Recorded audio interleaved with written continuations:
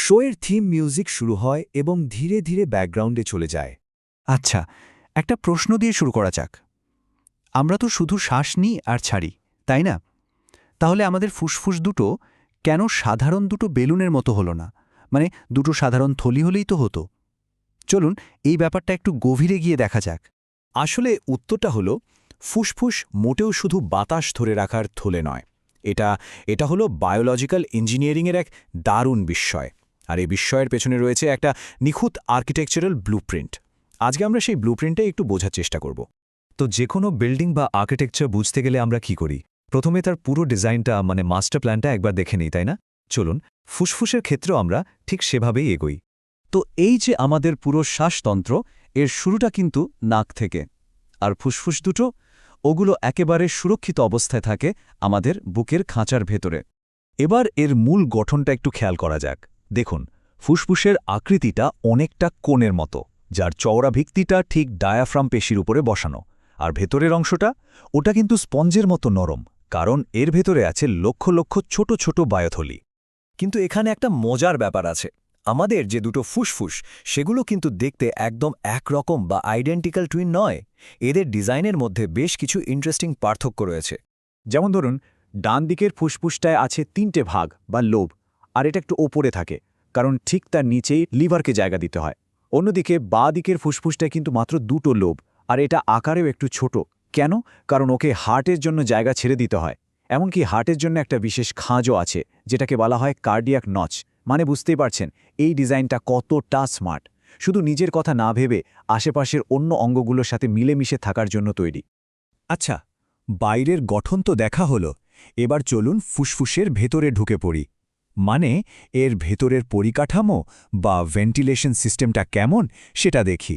বাতাস ঠিক কোন রাস্তা ধরে একদম শেষ পর্যন্ত পৌঁছায়? বাতাসের এই পুরো জার্নিটাকে আমরা দুটো ভাগে ভাগ করতে পারি। প্রথমটা হলো কন্ডাক্টিং জোন বা পরিবাহী অঞ্চল। এখানে বাতাসকে আমাদের শরীরের জন্য রেডি করা হয়, মানে ফিল্টার করা হয়, গরম করা হয় আর জলীয় বাষ্প মেশানো হয়। আর দ্বিতীয়টা হলো রেসপিরেটরি জোন বা শ্বাস-প্রশ্বাস অঞ্চল। এখানেই আসল কাজটা হয়, মানে অক্সিজেন আর কার্বন ডাইঅক্সাইডের আদান প্রদান। এই যে শ্বাসনালীর গঠনটা, এটা দেখতে অনেকটা একটা উল্টো গাছের মতো। মূল কাণ্ড থেকে ডালপালা বেরিয়ে যেভাবে ছড়িয়ে পড়ে, ঠিক সেভাবেই অসংখ্য শাখা প্রশাখা ফুসফুসের কোনায় কোনায় বাতাস পৌঁছে দেয়। আর এই গাছের একদম শেষ প্রান্তে, মানে সবচেয়ে সরু ডালপালার শেষে কি আছে? আছে আঙুরের থোকার মতো ছোট ছোট বায়ুথলি। এগুলোকেই বলে অ্যালভিওলাই।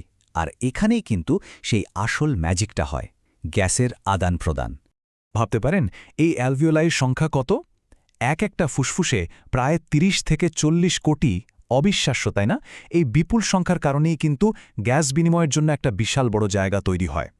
তো এতক্ষণ যা কিছু বললাম, তারপর আমরা এখন আমাদের আলোচনার সবচেয়ে গুরুত্বপূর্ণ জায়গায় চলে এসেছি। এখন আমরা ফুসফুসের ডিজাইনের আসল বিল্ডিং ব্লক বা মূল এককটা সম্পর্কে জানব। এই মূল এককটার একটা নাম আছে, ব্রঙ্কোপালমোনারি সেগমেন্ট। সহজ করে বললে এটা হলো ফুসফুসের ভেতরে একটা স্বাধীন এলাকার মতো। মানে প্রত্যেকটা সেগমেন্টের নিজস্ব শ্বাসনালীর শাখা আর রক্তনালী আছে।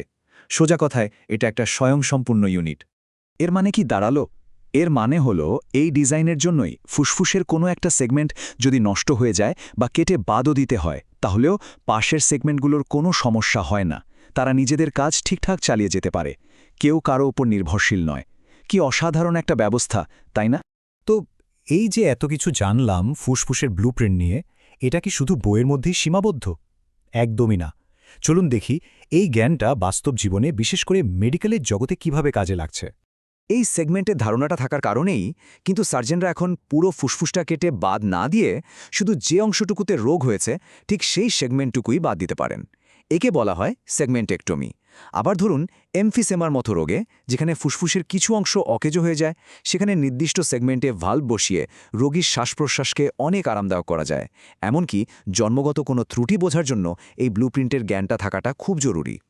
এক কথায় বললে ফুসফুসের এই যে ছোট ছোট ভাগে বিভক্ত ডিজাইন, এটাই কিন্তু আধুনিক ফুসফুস সংরক্ষণকারী চিকিৎসার মূল চাবিকাঠি। এর জন্যই যতটা সম্ভব সুস্থ টিস্যু বাঁচিয়ে চিকিৎসা করা সম্ভব হচ্ছে।